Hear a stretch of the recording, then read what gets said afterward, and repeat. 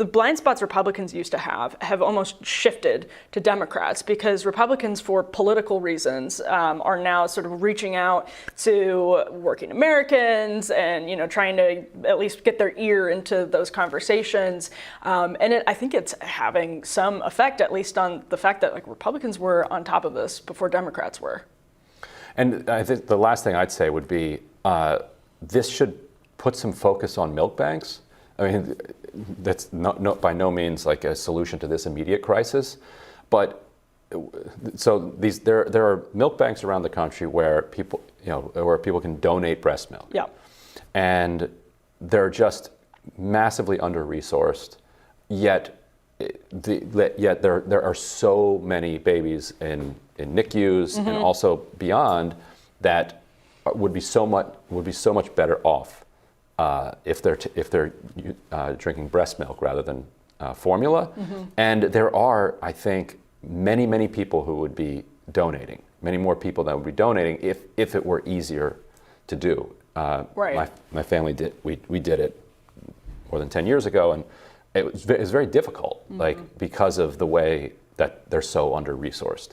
And if we've got $40 billion that we can just print up for Ukraine, it wouldn't take much to just say, look, this type of investment is going to return itself over, a millionfold.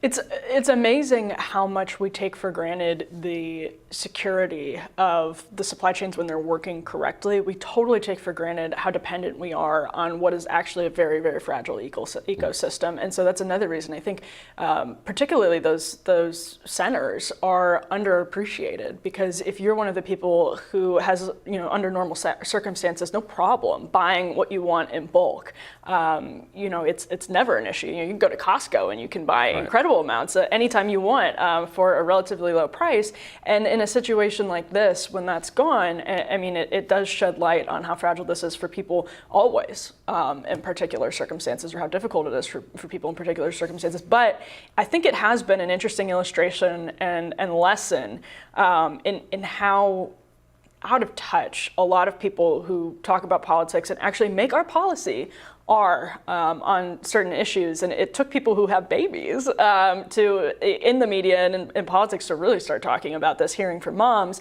or being mothers themselves. And imagine if it happened on this issue, imagine what happens on other issues where they have really no skin in the game at all. Yeah, no, it's utterly terrifying. And I'm just personally glad that we're beyond the formula phase. This just sounds horrifying. It completely sounds horrifying. Although hopefully, it's one of the situations that could have a silver lining, like the PPE situation early in COVID did, that we reshore supply chains and secure them. But that hasn't totally happened yet, so we'll see if it does. But yeah, I mean, if there is a silver lining to this, it's that it's a wake-up call. But that means it actually has to function as a wake-up call. Right, and maybe some consequences.